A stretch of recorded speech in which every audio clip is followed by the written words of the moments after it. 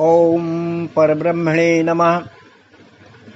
खं वायुवनिलं सलिलं महिं च ज्योतिषं सत्त्वानि दिशोऽपि द्रुमदीनि सरिता समुद्रां हरे शरीरं यत्किञ्चित् भूतं प्रणेतनन्या तस्मै विश्वरूपाय परमात्मने नमः। सच्चिदानन्दरूपाय विश्वोत्पत्त्यादिहेतवे तापत्रय विनाशाय श्रीकृष्णाय वयं नमः। ॐ पार्थाय प्रतिबोधतां भगवता नारायणेन स्वयं व्यासेन ग्रथितां पुराणमुनिना मध्ये महाभारतम् अद्वैतमृतवर्षिणी भगवती अष्टादश अध्यायिनी अमृतामनुसन्धामि भगवती गीते भवद्वेषिणी सर्वमङ्गलकारिणी सर्वसंशयनिवारिणी सर्वार्थप्रदायिनी वशो मम हृदय। उपस्थित गीता प्रेमियों, आज हमें गीता अध्याय 13 क्षेत्रज्ञ विभाग योग के महत्वपूर्ण शेष रहे श्लोकों पर चर्चा लेना है। श्री कृष्ण वाणी गीतोपनिषद के पुनीत अवसर पर आप सभी मेरा मंगल भाव अर्पण स्वीकार करें कि अपने क्षेत्र अर्थात शरीर का महत्व समझें कि इस साधन धाम का हेतु क्या होना चाहिए, इसमें लगे साधनों का हमें कैसे उपयोग करना चाहिए, साथ ही इस क्षेत्र का आधार, क्षेत्र का ज्ञाता, क्षेत्र का निर्देशक, क्षेत्रज्ञ अर्थात जीवात्मा का भी यथार्थ ज्ञान हमें प्राप्त करना चाहिए। इन दोनों क्षेत्र और क्षेत्रज्ञ का अध्ययन ही अध्यात्म ज्ञान है। अध्याय 18 70वां श्लोक में सद्गुरु भगवान श्री कृष्ण कह देते हैं कि अध्यस्येते चयैमं धर्म संवादम आवयो ज्ञान यज्ञेन तेन हम इष्टास्यामिति मे मति। जो मेरी और अर्जुन की धर्म संस्थापन रूपी वार्ता को पढ़ेगा, समझेगा, मैं उसके द्वारा ज्ञान यज्ञ से पूजित होऊंगा। वो सबसे बड़ा दानी है, क्योंकि ज्ञान यज्ञ सबसे बड़ा दान माना जाता है। बंधुओं, इस तरह ज्ञान यज्ञ के लिए भगवान के श्रीमुख से मुखरित गीतोपनिषद ही सर्वश्रेष्ठ ग्रंथ है। इसमें ही अपने मन को लगाएं।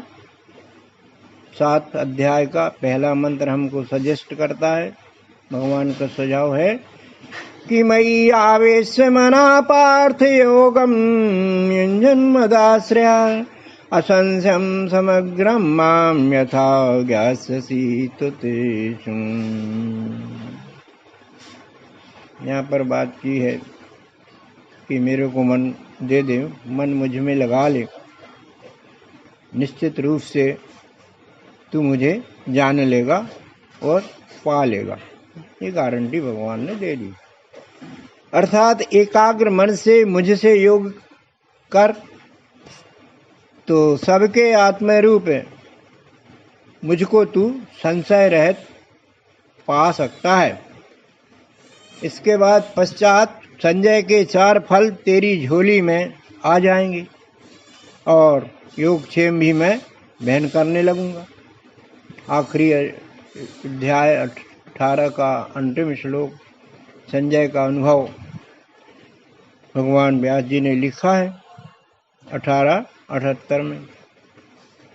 यत्र योगेश्वरो कृष्ण यत्र पार्थ धनुर्धरा तत्र श्री विजय भूति ध्रुवो नीति मति मम। ये संजय का अनुभव बोलता है। उसने भगवान के पास ही रह कर के दिव्य चक्षु का ज्ञान श्रवण किया था। तो उसने कहा, संजय कहते हैं कि जहाँ भगवान कृष्ण रूप तत्व ज्ञान और धर्म आरूढ़ी रूप धनुर्धर अर्जुन का पुरुषार्थ है, वहाँ पर श्री विजय भूति ध्रुव नीतियाँ ये चारों जो हैं हमारे पास स्वतः ही आने लगती। श्री माने पवित्र आचरण, विजय माने भीतर बाहर के शत्रुओं की जीतना, भूति यानी शक्ति प्रभाव ईश्वरी प्राप्त करना, और ध्रुव नीतियाँ माने अटल बातचीत करना, जो कहा उसको करना। इन चारों पुरुषार्थों को साधन बनाकर हम सुधी श्रोता सबसे परम में परम पुरुषार्थ, परम में परम विष्णु परमात्मा को प्राप्त कर सकते हैं। जीवन रहते परमानंद की अनुभूति हम कर सकते हैं। बंधुओं, पिछली विवेचना इसी अध्याय 13 के श्लोक 7 से 11 पर केंद्रित रही, जिसमें परमात्म लब्धि हेतु हमारी योग्यता अनुसार ज्ञान के साधनों पर चर्चा की गई थी। यथार्थ अध्यात्म ज्ञान से हम परिचित हो गए हैं। भगवान ने अध्याय में प्रथमता अपने यथार्थ रूप और स्वरूप से हमें परिचित कराया था। क्षेत्रज्ञ को क्षेत्र से अनासक्त करने हेतु ज्ञान प्रधान श्लोकों का सृजन किया गया है। पश्चात श्लोक क्रमांक 12 से भगवान उस ज्ञेय माने जानने योग्य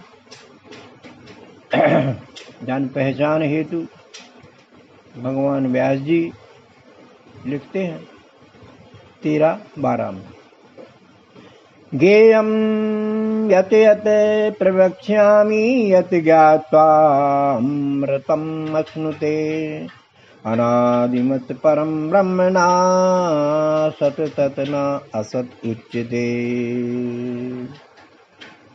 ज्ञेयम माने ज्ञान, जानने योग्य। अर्जुन, जो जानने योग्य है उसको मैं कहूँगा, और जिसको जान करके तू परम आनंद को प्राप्त हो जाएगा, क्योंकि वह अनादिवान है, परम ब्रह्म है। वह ना सत है ना असत है, अर्थात सत असत से परे वह पुरुषोत्तम है। भावार्थ करते हैं, जानने योग्य है वह परम ब्रह्म परमेश्वर, जिसे जानते ही अलौकिक सुख मिलने लगता है। मोह का लौकिक सुख उदासीन हो जाता है। इसका प्रमाण दिया अध्याय 4:35 में, यत् ज्ञात्वा न पुनः मोहम एवं यास्यसि पांडवा। हे पांडव पुत्र अर्जुन, इसको जान करके मोह दूर भाग जाएगा, अर्थात शरीर संसार की आसक्तियां दूर होकर के परमात्म में आसक्तियां बढ़ने लगेंगी उस परम ब्रह्म को जानकर। किसी संत ने तो कह दिया कि ब्राह्मी स्थिति पाए के कार्य रहे ना से, मोह कभी व्यापे नहीं माया नहीं लवले। ब्राह्मी स्थिति में ये मोह माया जो है वो व्याप्ति नहीं है, इफेक्ट नहीं करती है। ब्रह्म ज्ञान की इतनी बाढ़ रहती है कि ये संसार का भाव उपेक्षित होने लगता है। भगवान कृष्ण भी कह देते हैं, यत् ज्ञात्वा नैव भूयान्नत् ज्ञातव्यम् अवशिष्यते। इस ब्रह्म ज्ञान को पाकर के दूसरा ज्ञान पाने की आवश्यकता हमको रह ही नहीं जाती। ये सर्वोपरि ज्ञान है, 7वें अध्याय में कहा है। फिर कुछ जानना ही नहीं रहता है, तत्से फिर कोई कार्य करना भी नहीं रहता है। तत्से कार्यम न विद्यते, मुख्य लक्ष्य प्राप्त कर लिया तो क्या फिर काम बचा। तो बंधुओं,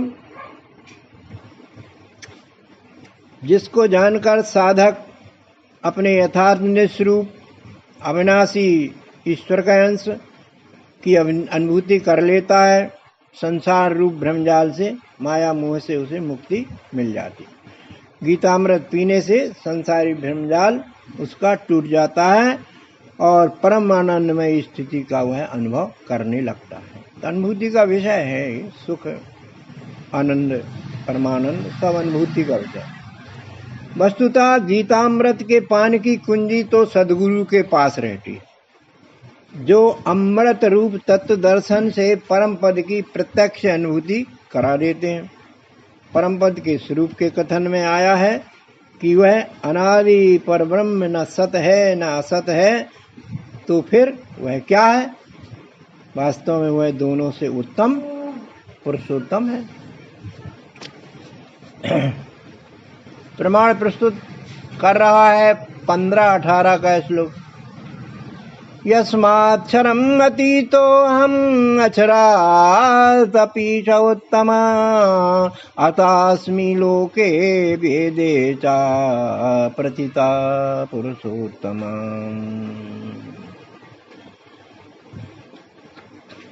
क्षर से अतीत, अक्षर से उत्तम, सब त्रिगुणी लोगों के बीच में अर्जुन मुझे पुरुषोत्तम नाम से जाना जाता है। बंधुओं, सत्य माने जो प्रमाण सिद्ध है, परंतु परमात्मा तक कोई प्रमाण आज तक पहुंच नहीं पाया है, इसलिए इसे सत्य नहीं कहा जा सकता। और जिस वस्तु का अस्तित्व नहीं है उसे असत कहते हैं, पर परमात्मा का अस्तित्व है, क्योंकि सबका होना ही उसके अस्तित्व को बताता है। अतः उसे असत भी नहीं कह सकते हैं, इसलिए वह सत भी नहीं, असत भी नहीं, या कहें क्षर भी नहीं और अक्षर भी नहीं। वह पुरुषोत्तम अर्थात क्षराक्षर संयुक्त वस्तु रूप है, अनुभूति का विषय है और बुद्धि गम्य है। अब आगे परब्रह्म परमेश्वर पुरुषोत्तम वस्तु रूप के विस्तृत स्वरूप का वर्णन भगवान करते हैं 13 में। इसी अध्याय के 13 श्लोक में व्यास जी लिखते हैं 13 में। सर्वता पाणिपादम तत्सर्वतो अक्षिसरो मुखम सर्वता श्रुतिमतिलोके सर्वम आवृत तिष्ठति। सब ओर के हाथ पैर उस परब्रह्म के हाथ पैर हैं, सब ओर के आंख सिर मुख सभी उसके आंख सिर मुख है, सबके कान उसके कान हैं। इस तरह की इंद्रियगत सब व्यवस्थाओं का संचालक वही परम पिता है, क्योंकि हमारे से ये नहीं चलती। बंधुओं, जिस प्रकार आकाश इन चारों कौन कौन वायु, अग्नि, जल, पृथ्वी का कारण रूप होने से उनको व्याप्त करके स्थित है, वैसे ही परमात्मा भी सबका कारण रूप पिता होने से सब चराचर जगत का मूल है, धारक है, करता है, धरता है। एक उदाहरण लिखो। उदाहरण, हमारा शरीर देखें, जिससे सारे अंग हैं और शरीर सारे अंगों में व्याप्त है। अंग काम करते हैं पर श्रेय तो शरीर को जाता है, क्योंकि सब अंगों का शरीर मूल है। इसी तरह गेश रूप परमात्मा कर्ता होते हुए भी अकर्ता है, सबका वह साक्षी है। इसका प्रमाण हम देखते हैं अध्याय 9 के 4 श्लोक से। भगवान कहते हैं, मया ततम इदं सर्वं जगते अव्यक्त मूर्तिना मत्स्थानि सर्वे भूतानि न चाहं तेषु अवस्थिता। ये जो संसार दिख रहा है, व्यक्त है, कुछ अव्यक्त है, माने कोई क्षर है तो कोई अक्षर है तो कोई जड़ है तो कोई चेतन है।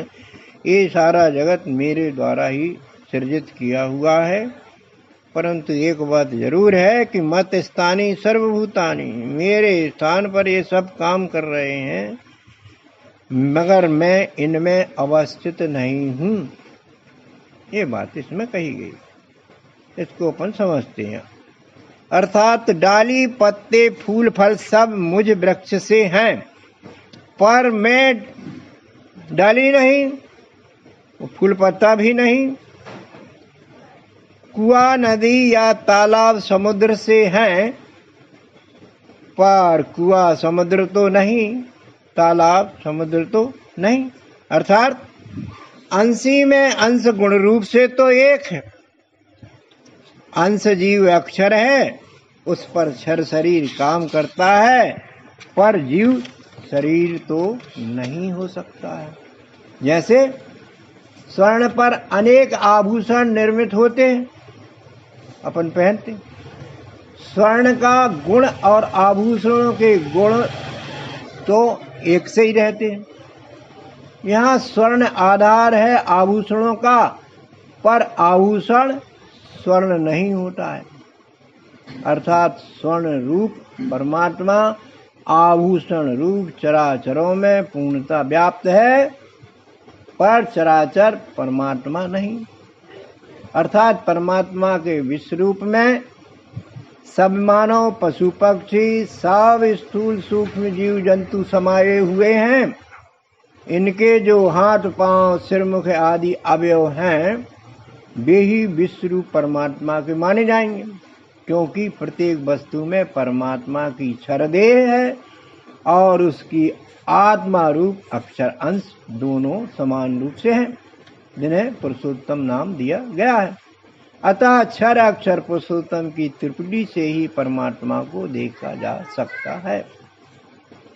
इसलिए श्लोक कहता है कि उसे सबोर दिखने वाले प्राणियों में ही देखा जा सकता है। इसी क्रम में 14वां श्लोक में श्री कृष्ण परब्रह्म परमेश्वर के दोनों सगुण निर्गुण स्वरूपों रूप की एकता सिद्ध कर देते हैं। 13-14 सर्वेन्द्रिये गुणाभासं सर्वेन्द्रिय विवर्जितं असक्तं सर्वभृतचयो निर्गुणं गुणभोक्त च। बिना इंद्रियों को सब इंद्रियों के भोग लेता है, राग रहित होकर के रहता है, सबका पालन पोषण भी करता है, गुणातीत भी होता है और तीनों गुणों से काम भी लेता है। कर्ता भी नहीं बनता और कर्ता भी हो जाता है। दोनों बातें हैं, भावार्थ करते हैं इसका। वह सर्वरूप बना परमेश्वर इंद्रियों के गुण माने विषय सब देशपाश रूप रस गंध सभी लेता है और जीव भाव से वही भोक्ता भी हो जाता है। जीव खुद भोगता है, आकर्षित करता है विषयों को। प्रमाण 13-21 दे रहा है इस बात को। पुरुषा प्रकृतस्ते भुंजते प्रकृति जान गुणान कारणम गुण संग यस्य सदय सदयो निजन्मसु। जीव का बार बार शरीर लेने का कारण यहाँ बताया गया है कि ये जीव जो है शरीर के सानिध्य से, शरीर से में लगी हुई इंद्रियों के मन के आदि जो है विषय भोग लेता है। इसलिए इस लेने के कारण, इन गुणों के संग के कारण उसको सद असद योनियों में शरीर लेना पड़ता है। ये बात इसमें बताई गई और ये बात भी कही गई कैसे विषय सेवन करता है। प्रमाण भी दिया है 15 नु, ये कैसे लेता है। श्रोत्रम चक्षु स्पर्शनम चाघ्राणम ये विचाधिष्ठाय मना चयम विषयान अनुसेविते। हमारे शरीर के कान से सुनता है, आंख से देखता है, त्वचा से स्पर्श करता है और नासिका से सूंघता है और मन को अधिष्ठान करके मन के माध्यम से ये सब कुछ विषयों का सेवन करता है। तो कभी कभी हमें लगता है ना, कोई विषय में अच्छा खाया पिया तो कहने लगे अरे आज तो मन क्या आत्मा प्रसन्न हो गई। तो ये जीव ही बोलता है कि मैं भी प्रसन्न हो गया, सब कोई प्रसन्न हो गए, इंद्री से लगा के मन का सब चीजें। बंधुओं, वस्तुतः परमात्मा के शुद्ध स्वरूप में इंद्रियां नहीं है। जैसे मिश्री की मिठास मिश्री के आकार की नहीं होती, परंतु मिश्री के आकार के रूप में ही मिठास को देखा जा सकता है। एक दूसरे को आपस में अत्यंत घनिष्ठ मेल हमको दिखता है, अलग तो कभी इन्हें किया ही नहीं जा सकता है। जैसे आकाश घड़े में घटाकाश कहलाता है और घर में घराकाश दिखता है, परंतु उसका अपना स्वयं का आकार नहीं होता। सबके आकारों में ही उसका आकार समाया होता है। इसलिए तुलसी ने उसकी सर्वव्यापकता को अपने ग्रंथ रामचरितमानस में बालकांड में शिव पार्वती संवाद में दर्शाया है। कैसी चौपाई है, बहुत प्रचलित चौपाई कि बिनु पद चलही सुनही बिनु काना, कर विनय कर में करही विधि नाना। आनन रहत सकल रस भोगी, बिन वाणी बक्ता बड़ जोगी। उर तनु बिनु परस नयन बिनु देखा, गृही घ्राण बिन वास अशेषा। अस सब भांति अलौकिक करनी, महिमा जासु जाए नहीं वर्णी।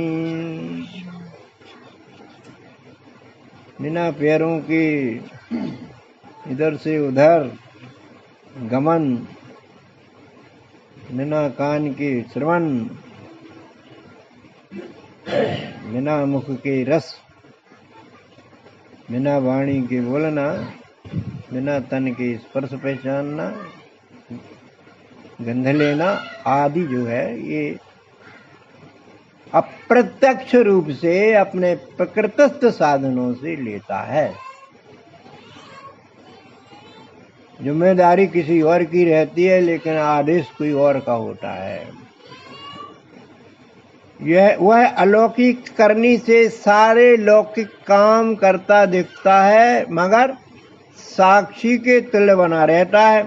इस बात को श्रुति भी प्रमाणित करती है। क्या कहती है? अपाणिपादौ जब नो गृहीत्वा पश्यत, अचक्षुषा शृणोति अकर्णा। वही बात है। बिना हाथों के लेता है, बिना पैरों के चलता है, बिना आंखों के देखता है, बिना कान के सुनता है। बंधुओं, यथार्थ में जीवात्मा के ही कारण सबकी इंद्रियां कार्य करती हैं और इंद्रियों के कार्य देखकर उसकी उपस्थिति के अनुमान और अनुभव हमें हो जाते हैं। और एक विचित्र बात यह है कि ब्रह्म सर्वत्र है, पर किसी पर आसक्त नहीं है। जैसे स्वर्ण पर अनेक आभूषण बनते बिगड़ते हैं, पर स्वर्ण किसी भी आभूषण से राग नहीं रखता, न द्वेष रखता है, सबको धारण किए रहता है। इसी तरह जीव रूप से ब्रह्म सबको धारण पोषण करता है, पर ब्रह्म अंशी रूप साक्षी होकर वह कर्म करता है तो अकर्ता रहता है, निर्दोष भी बना रहता है।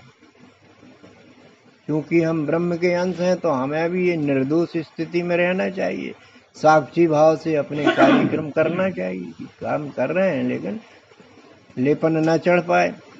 तात्पर्य यह है कि ब्रह्म त्रिगुणों का भोग अंशी रूप जीव के द्वारा करता दिखता है, किंतु गुणातीत होता है, साक्षी रहता है और भोग भी लेता है।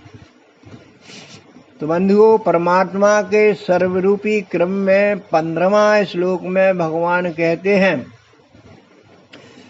क्या कहने? बहि अंतः च भूतानां अक्षरं क्षरं एव च सूक्ष्मत्वात् तत्या विज्ञेयं दूरस्थं अन्तिके च तत्।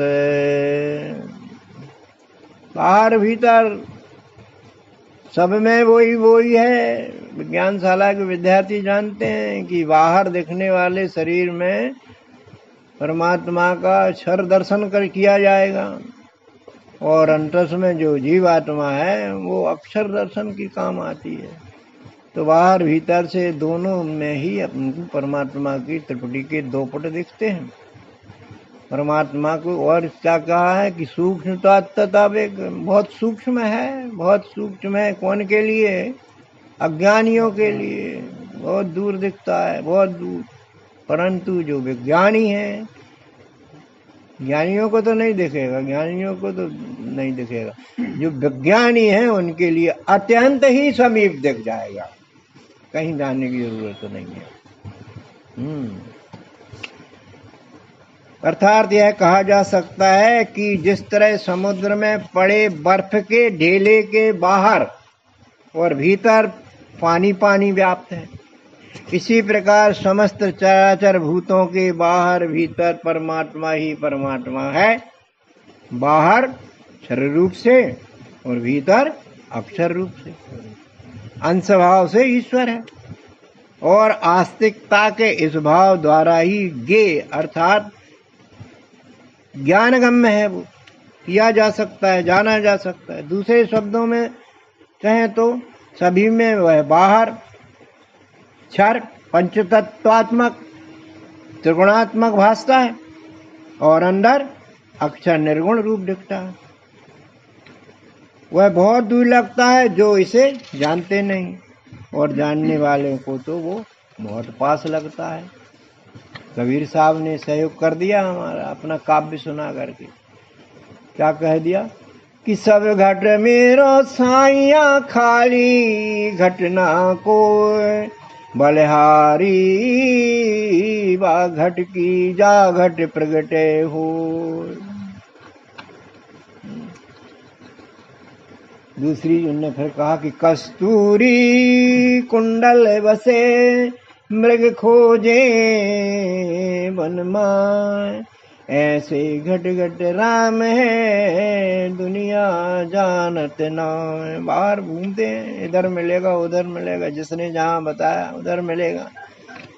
तीर्थाटन करेंगे, दर्शन करेंगे और मांगेंगे क्या? भगवान को नहीं मांगते, भगवान की जेब का मांगते हैं, परमात्मा से कि हमको ये तुम्हारी जेब खाली कर दो, हमें संसार का लेना है, हमें तुमसे कोई मतलब नहीं है।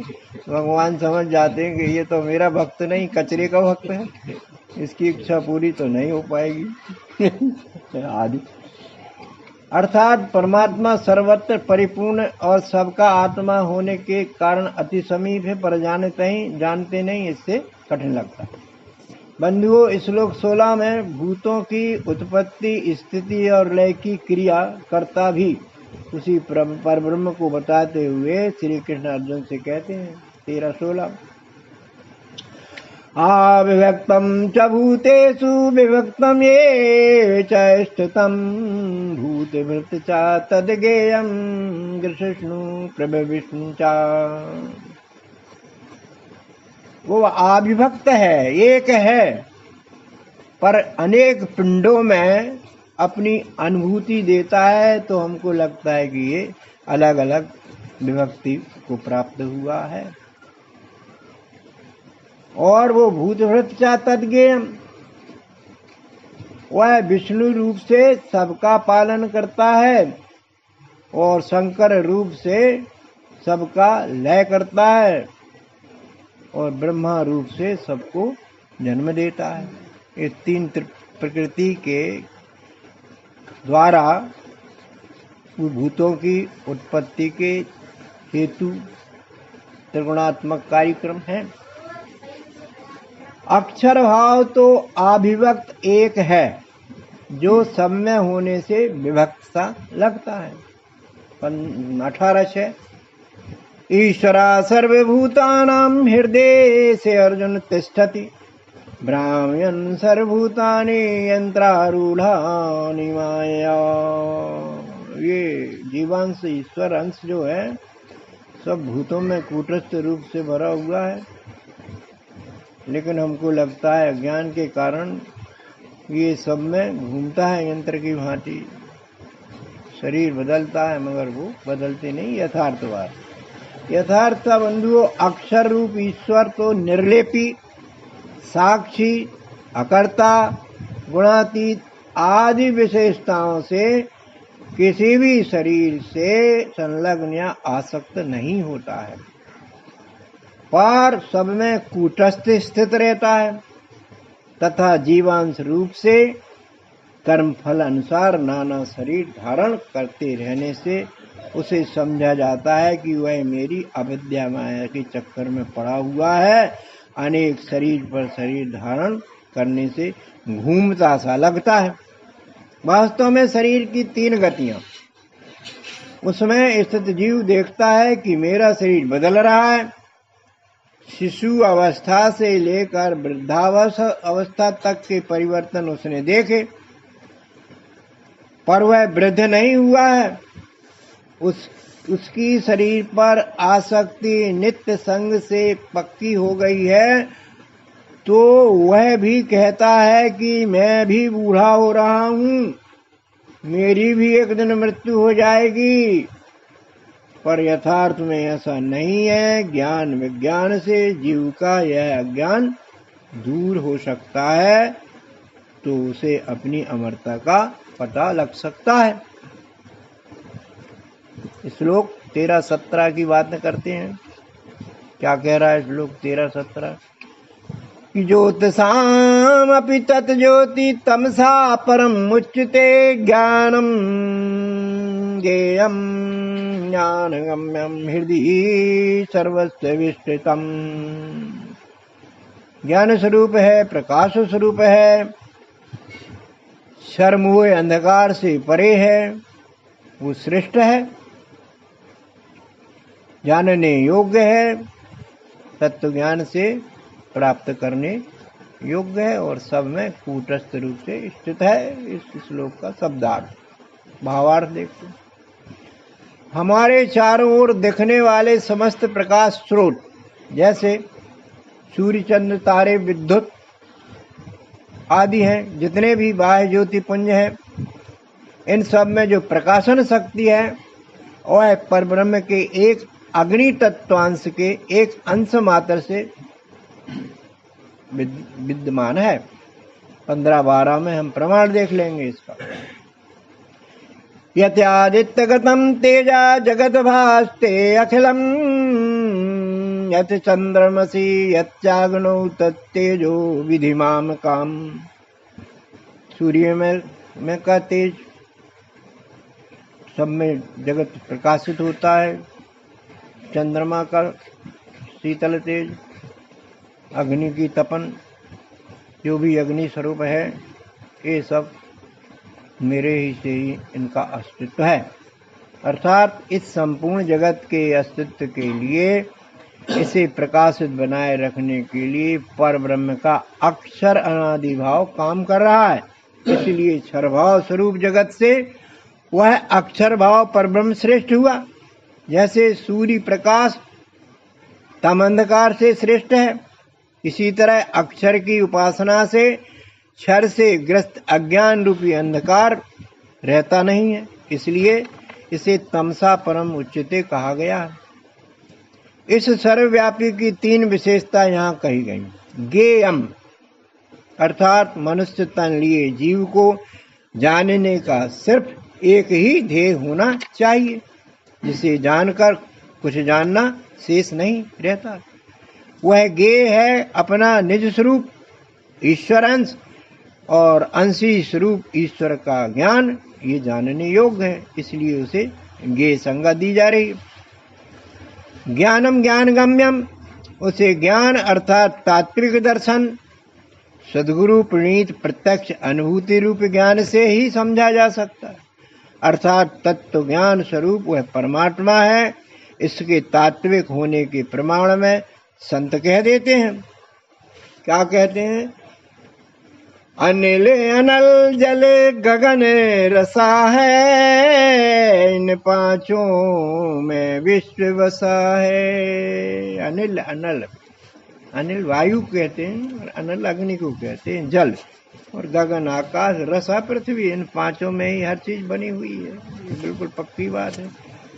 इस विश्वरूप को संपूर्णता से जानने और आत्मसात करने के लिए ज्ञान पश्चात विज्ञान भी होना चाहिए, अर्थात जानने के पश्चात विश्व सेवार्थ वर्ण कर्म आरूढ़ी को अनन्य भाव से होना ही ज्ञान का विज्ञान है।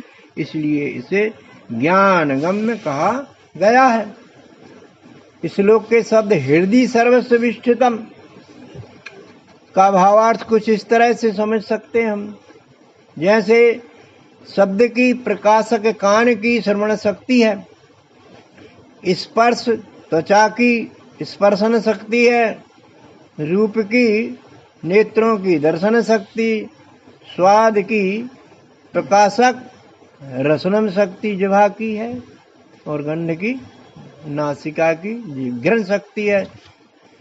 इन इंद्रियों का प्रकाशन मन से, और मन की बुद्धि से, और बुद्धि की आत्मा से, और आत्मा परमात्मा से, जो कि परमात्मा कूटस्थ सबके हृदय में बसा हुआ है। तो बंधुओं, अब तक की ईश्वरीय रूप स्वरूप की विवेचना से स्पष्टता हमें यह समझ लेना चाहिए कि हमारा परिवार, धन, पद, संसार आदि हमारे शरीर से ही संबंध रखते हैं। हम अपने को शरीर मानेंगे तो इनसे संबंधित द्वंद्वात्मक विवाद सभी जीवन हमें परेशान करते रहेंगे, और उस निर्द्वंद निर्दोष परम सर्वरूप का परमात्मा ज्ञान माने आत्मज्ञान जब तक हृदय में धारण कर लेंगे तो आत्मरूप हो जाएंगे, द्वंद्वातीत हो जाएंगे, और गुणातीत होकर के मुक्त भी हो सकते हैं। यत् ज्ञात्वा न पुनः मोहम, यत् ज्ञात्वा न परमं लाभम, मन्यते नाधिकं तथा यस्मिन् स्थितो नादुखेन गुरुणापि विचाल्यते। इस परम ज्ञान को जान करके आत्मसात करने के पश्चात क्या होता है, हमारी ब्रह्म में स्थिति हो जाती है। तो किसी प्रकार का जो संसारी दुख है, बड़ा सा बड़ा दुख से भी हम विचलित नहीं होते हैं। ये स्थिति भक्ति होती है। भावार्थ यह है कि हम सुख दुख स्वरूप नहीं है, हमारा निस्वरूप तो इन द्वंद्वों से रहित है। इसी समझ को हमें पक्का करना चाहिए। संतवाणी कहती है कि सुख आवे तो हंसना क्या, दुख आवे तो रोना क्या, तू तो पूर्ण ब्रह्म है, इस समझ को खोना क्या। इसी संतवाणी की समझ को बनाए रखना है और जीवन रहते आत्म सुख के भागीदार बनना है। निज स्वरूप को अवश्य ही सदगुरु स्थिति से समझना है। किसी सुधी संत ने इस संबंध में हमें सचेत किया है।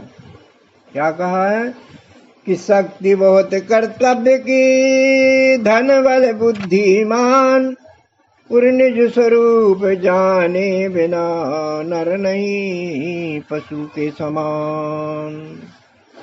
बंधुओं, इन संतवाणियों का हम स्वागत करें, इन्हें तहे दिल से प्रणाम करते रहें, इनकी वाणियों को मनन करते रहें।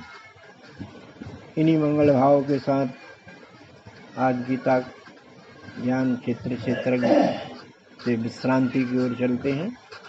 सभी लोग बोलेंगे सद्गुरु भगवान की, विष्णु परमात्मा की, सनातन धर्म की।